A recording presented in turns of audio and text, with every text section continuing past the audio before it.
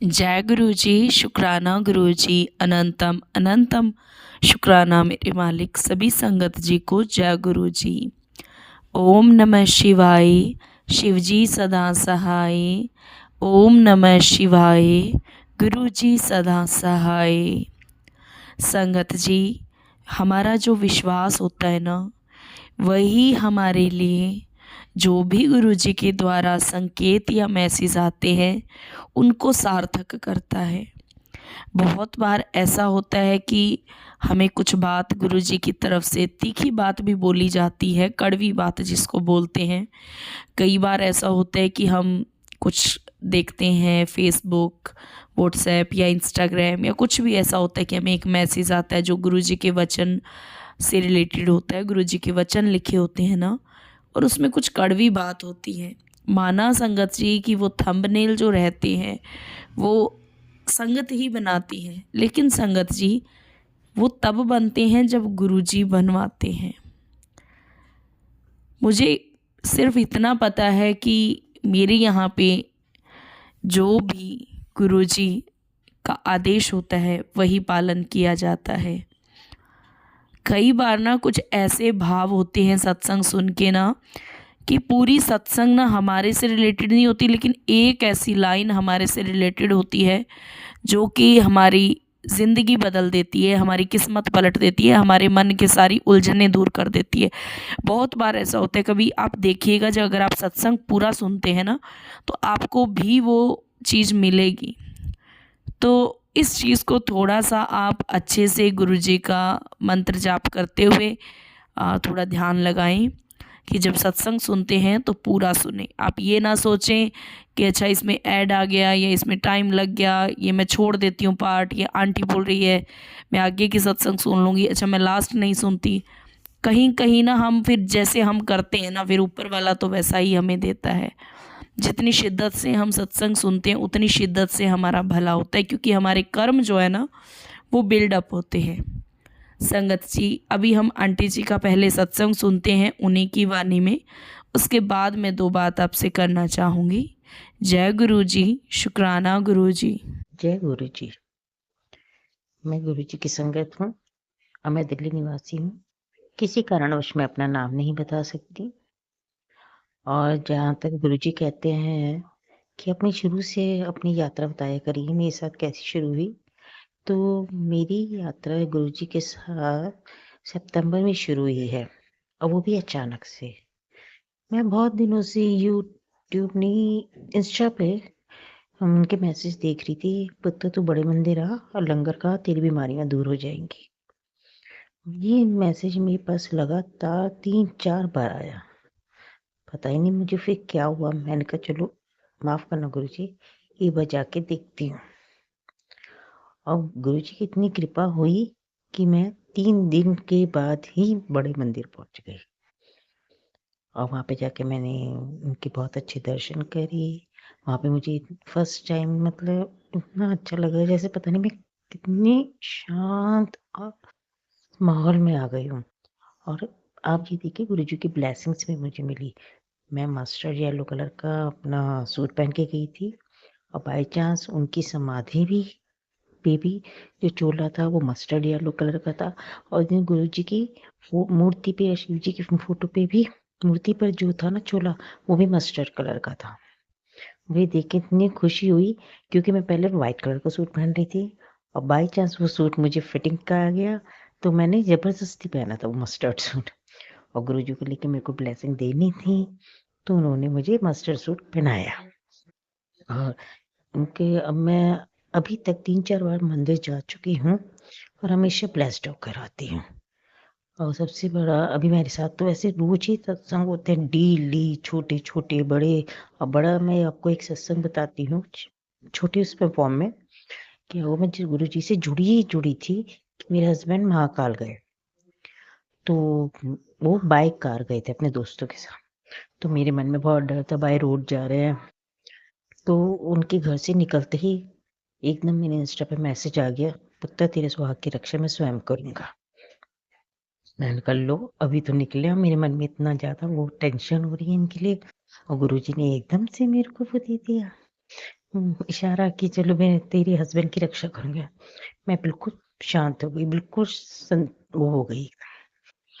और फिर 2 दिन बाद जब वो आने वाले थे, तो एकदम से आया मैसेज कि मैंने तेरे सुहाग की रक्षा कर ली है, या पता नहीं, हाँ, इसी तरह का, हाँ, तेरे सुहाग को मैंने बचा लिया। मैं एकदम से मैंने सुन ली, मैंने कहा चलो मैसेज है, मैं देख के बैठ गई आराम से। ये 9 साढ़े 9 बजे की बात होगी रात के। फिर रात को जब मैं सोने लगी तो 12 साढ़े 12 बजे मुझे ये मैसेज फिर दिमाग में क्लिक हुआ। मैंने कहा एक बार इनसे पूछती हूँ, ये रात को 2-3 बजे तक आएंगे, एक बार पूछूं कहाँ पर है, ठीक तो है। जैसे ही मैंने फोन करा, मेरे हस्बैंड ने उठाते ही बोला एक्सीडेंट। और आप विश्वास ना करिए संगत जी, मेरी जान सूख गई एक्सीडेंट शब्द सुनते ही। मैं एकदम से चीख पड़ी, कहाँ कहाँ क्या हुआ। लेकिन उन्होंने कहा घबरा मत, हमारा नहीं, हमारे आगे वाली कार का। कह रहे कि बाई चांस हमने 1 मिनट के लिए पता नहीं कहाँ पे चाय पीने उतरे थे थोड़ी देर के लिए, अगर वहां नहीं रुकते तो हमारा एक्सीडेंट पक्का था, उस कार की जगह हमारी कार होती। मेरे को एकदम से ध्यान आया, गुरुजी ने कहा था तेरे सुहाग को मैंने बचा लिया। मैंने गुरुजी का बहुत शुक्राना करा, बहुत ज्यादा शुक्राना करा। हे प्रभु, आपने मेरे पति को बचाया, इससे बड़ी कोई बात ही नहीं हो सकती।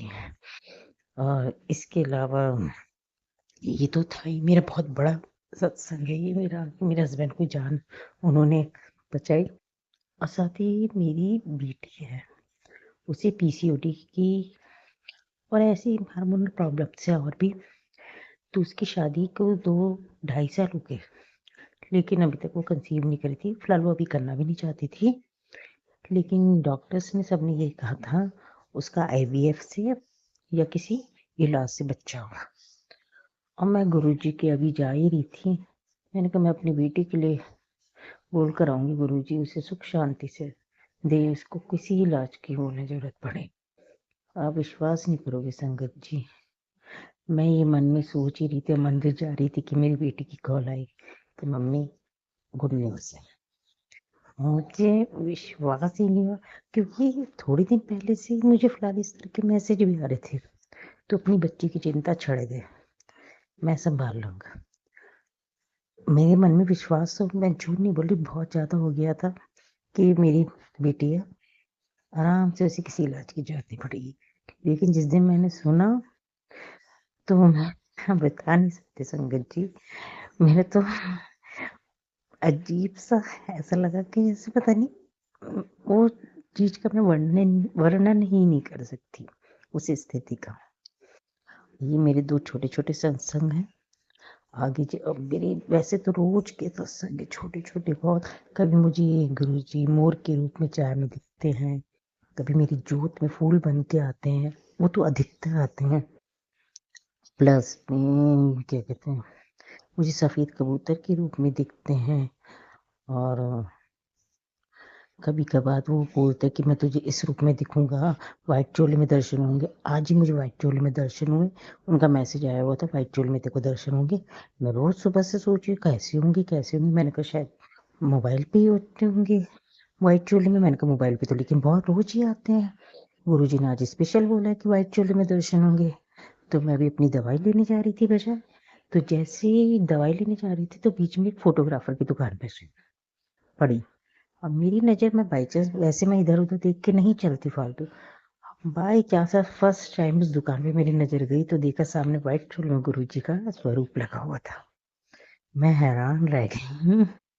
और ऐसे ही एक बार आया था कि देखो शेषनाग और शिवलिंग के दर्शन होंगे।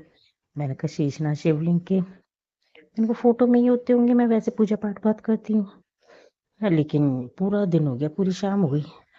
फिर बाई चांस मैं गई शनिदेव का दिया जलाने मंदिर। मैंने पहले 1 साल पहले तक जाती थी, लेकिन 1 साल से मेरी तबीयत थोड़ी खराब रहती है, तो मैं मंदिर नहीं जा पाती, मैं घर में ही पूजा पाठ करती हूँ। तो उस दिन मेरी जेठानी ने कहा कि आप चलोगी।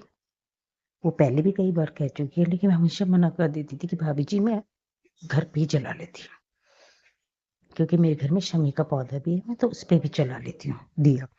लेकिन बाई चांस पता ही नहीं क्या हुआ, मैं थकी हुई थी तब भी मैंने हाँ कर दिया और मैं उनके साथ गई।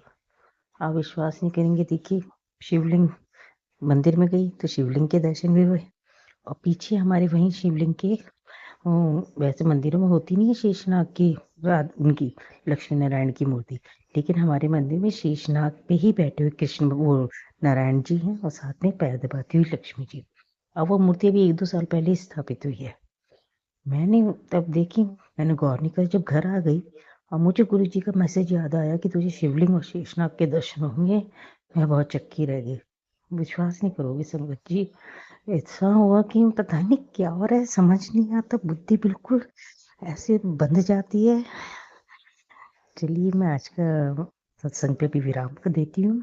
वैसे तो मेरे बहुत सारे संगत सत्संग है, बहुत बहुत सारे, बस थोड़ी अभी फाइनेंशियल प्रॉब्लम है, बस उसके लिए भी गुरु जी का मैसेज आता रहता है, बेटा सब्र कर, सब सही हो जाएगा, अच्छा वक्त तेरा जल्दी आने वाला है। बस अब उन पे ही विश्वास कर रखा है, वो सब सही करेंगे। और मैं अपना सत्संग यहीं पे विराम करती हूँ और जाने से पहले गुरु जी का मत, ओम नमः शिवाय, शिव जी सदा सहाय, ओम नमः शिवाय, गुरु जी सदा सहाय। धन्यवाद संगत जी, जय गुरु जी, शुक्राना सूर्य जी। शुक्राना आंटी जी, शुक्राना गुरु जी, बहुत ही प्यारा सत्संग आपने ब्लेस किया। संगत जी, एक क्वेश्चन मेरे पास बार बार आया है, बहुत सी संगत जी ने मैसेज करके पूछा है कि आंटी जी महामृत्युंजय मंत्र क्यों जाप करती हैं, या हम परेशानी में घिरे हुए हैं, क्या हम जाप कर सकते हैं? तो संगत जी ऐसा कोई प्रॉब्लम नहीं है, आप जब चाहें मंत्र जाप कर सकते हैं। थोड़ा सा देखिए मर्यादा आपको निभानी पड़ेगी उसके लिए। और महामृत्युंजय मंत्र जो है वो वैसे भी बहुत अच्छा रहता है ओवरऑल, अगर हम फैमिली की गुड हेल्थ गुड वेल्थ के लिए।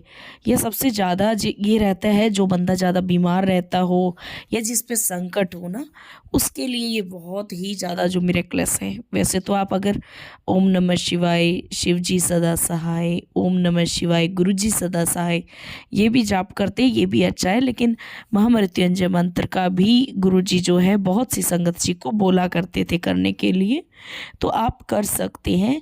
ज़्यादा वहम में जाने की ज़रूरत नहीं है, आप नॉर्मली भी इसका जाप कर सकते हैं। संगत जी, इसी के साथ हम सत्संग को विराम देते हैं। जय गुरु जी, शुक्राना गुरु जी, अनंतम अनंतम शुक्राना मेरे मालिक।